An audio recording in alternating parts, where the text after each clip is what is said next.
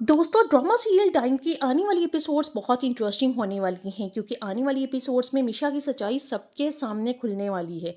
जहां पुलिस वाले मिशा के खिलाफ सारे सबूत मिल जाएंगे, जिसके बाद पुलिस वाला है वो सबूत जवाद शाह को दिखा देगा। जवाद शाह को दिखाकर और बताएगा कि आमिर और जावेद के साथ जो कुछ भी हुआ उसमें मिशा का हाथ था। इतना नहीं, जो आपकी बहन के साथ हुआ और जिस तरह से उसकी मौत हुई उसमें भी आपकी इस नैनी यानी आपके काम वाली का हाथ था। जहाँ जैसे ही जवाद शाह के सामने ये सच्चाई खुलने वाली है कि मिशा सब कुछ करती रही है, तो अब जवाद शाह मिशा के साथ क्या करने वाला है? क्या मिशा जवाद शाह को सारी सच्चाई बता देगी कि वो निहाल है? और ये सुनकर जवाद शाह निहाल का क्या हशर करेगा, ये जानने से पहले अगर अब तक आपने हमारे चैनल को सब्सक्राइब नहीं किया तो इसको ज़रूर कर दें। तो अब जैसे कि मिशा चालों पर चाल चल रही है, इतना नहीं, अब आमिर को भी बताया है कि मिशा निहाल है, कि वो अपने मुंह से फूटता ही नहीं चाहता। उसे तो चाहिए था कि जब उसने मिशा को अपने सामने रखा तो उसी वक्त अपनी बीवी फौजिया को बता देता कि यही निहाल है। ये मिशा असल में निहाल का रूप लेकर आई है और जो कुछ भी उसने मेरे साथ किया है, उसने मेरा ये हशर किया, वो एकदम अपनी मौत के करीब से होकर आया है। उस लेकिन सिर्फ आमिर और सिर्फ उसने डरने का नाटक कर रहा है, लेकिन उसने फौजिया को कोई सच्चाई नहीं बताई। जहां जवाद शाह भी बिल्कुल लटू हो चुका है और तो और मिशा को लेकर खाने और डिनर पर भी चला जाता है। अब जहां जैसे ही मिशा को लेकर जवाद शाह डिनर पर बैठेगा तो जवाद शाह उसी वक्त मिशा को प्रपोज कर देगा और कहेगा कि मैं तुम्हारे लिए रिंग लेकर आया था, मैं चाहता हूं कि तुम्हारे खूबसूरत हाथों में ये रिंग पहना दी जाए। जिसके बाद जवाद शाह मिशा के सामने अंगूठी रखेगा और फिर मिशा से कहेगा कि मिशा, मैं बहुत जल्द अब तुमसे शादी करना चाहता हूँ और मैंने अब शबाब सब लोगों को ये बात समझा दी है कि हम दोनों जल्दी शादी करने वाले हैं। कोई भी किसी किस्म की कोई रुकावट नहीं बनेगा, इसलिए अब तुम्हें कोई फिक्र करने की ज़रूरत नहीं है और बहुत जल्द मैं अपनी पूरी की पूरी जायदाद भी तुम्हारे नाम कर दूंगा।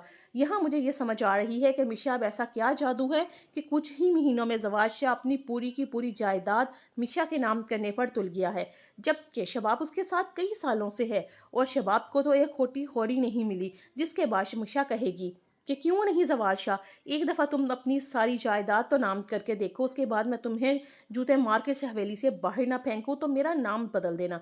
जिसके बाद जैसे ही जवाद शाह मिशा के साथ घर वापस आएगा तो मिशा बाहर बैठी उसको देख लेगी। शबाब बाहर बैठी होगी, उसे भी इंतज़ार है कि उसका शौहर कब वापस आता है एक पराई लड़की के साथ डिनर करके, ताकि अब जवार को थोड़ी असलियत दिखाई जाए। जिसके बाद जैसे ही जवार और मिशा शबाब के सामने आएंगे तो शबाब कहेगी कि बस बहुत हो गया जवार, तुम ये सब कुछ कर रहे हो, तुम्हें समझ भी आ रही है ये सब कुछ क्या चल रहा है? तुम अब इस लड़की के लिए हमें छोड़ रहे हो, ऐसा क्या है इस लड़की में जो तुम इसकी तरफ इतना ज़्यादा खींचे चले जा रहे हो कि तुम्हें ना अपना बच्चा दिखाई देता है और ना ही अपनी बीवी। यहाँ जवार कहेगा कि इसे देखकर मुझे लगता है कि मेरे साथ कोई तो मुखलिस है, कोई तो है जो मुझे अपने मफाद के लिए इस्तेमाल नहीं कर रहा। जहाँ पे शबाब कहेगी कि मफाद के लिए तो सभी इस्तेमाल करते हैं और तुम्हारी दूसरी शादी करवा के अगर मैंने तुम्हें अपने मफाद के लिए इस्तेमाल कर लिया तो अब तुम तीसरी शादी करके ये साबित करोगे, अगर तुम्हें ये लगता है कि तुम्हें अपने मफाद के लिए तुम्हारी दूसरी शादी करवा के किया है, तब तुम तीसरी शादी क्यों कर रहे हो? तुम्हें तो किसी और लड़की की तरफ आंख उठाकर भी नहीं देखना चाहिए था। और रही बात मुखलिस की, तो ये तो वक्त ही बताएगा जवाद शाह कि कौन आपके साथ मुखलिस है और कौन नहीं, और ये भी पता चल जाएगा कि कौन आपको अनदेखे चाल में फंसा रहा है। यहाँ जवाद शाह कहेगा कि मुझे तुम्हारी किसी किस्म की कोई भी बात नहीं सुननी, शिबाब तुम्हें जो कहना है तुम कहती रहो, लेकिन मैंने अब मिशा से शादी का फैसला कर लिया है और अब मैं ये शादी करके दिखाऊंगा। जिसके बाद जवाद शाह जैसे ही वहाँ से जाएगा तो मिशा भी खड़ी हो जाएगी और कहेगी कि बहुत भड़काया जा रहा है मेरे खिलाफ, लेकिन कोई फ़ायदा नहीं होगा शबाब, अब बहुत जल्द मैं तुम्हें तुम्हारी असलियत दिखाने वाली हूँ। क्योंकि ये जो मोहब्बत नाम की पट्टी होती है ना, अगर किसी की आंखों पे बांधी जाए तो उसे सिर्फ और सिर्फ वही नज़र आता है जो उसे दिखाया जाए, बाकी सब कुछ उसके लिए बेमायनी हो जाता है। जिस तरह से अब जवाद शाह के लिए तुम बेमायनी हो गई हो, तुम इस महल की रानी हुआ करती थी और अब तुम्हारी औकात नौकरानी से भी गई गुजरी है। और तब तक शबाब कहेगी कि मैं तुम्हें ज़िंदा नहीं छोड़ूंगी मिशा, तुम जो कुछ कर रही हो, जो कुछ तुम करना चाहती हो, उसके बाद तुम्हें भी इस इंजाम सबका इंजाम भुगतना होगा, मैं तुम्हें कभी भी माफ़ नहीं करूँगी। और तब मिशा कहेगी मुझे आपकी माफ़ियों की कोई ज़रूरत भी नहीं है, क्योंकि अब माफ़ियाँ तो आपको चाहिए। जब जवाद शाह धक्के मार कर तुम्हें इस घर से बाहर फेंकेंगे तब तो आपको सबके दर पर जाकर माफ़ियाँ मांगने की ज़रूरत पड़ सकती है।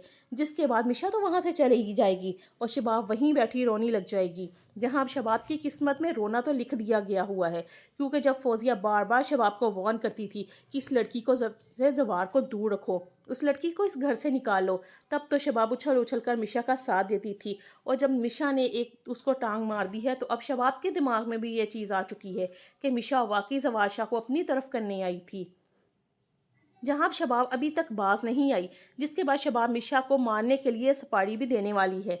जिसके बाद जैसे ही जवार और मिशा बाहर निकलेंगे और मिशा जैसे ही सड़क किनारे खड़ी होगी, तो उसी टाइम बहुत तेज़ी गाड़ी आएगी उसको टक्कर मारने के लिए, और उसी वक्त जवार भागता हुआ आएगा और मिशा को वहां से पकड़कर दूर कर देगा।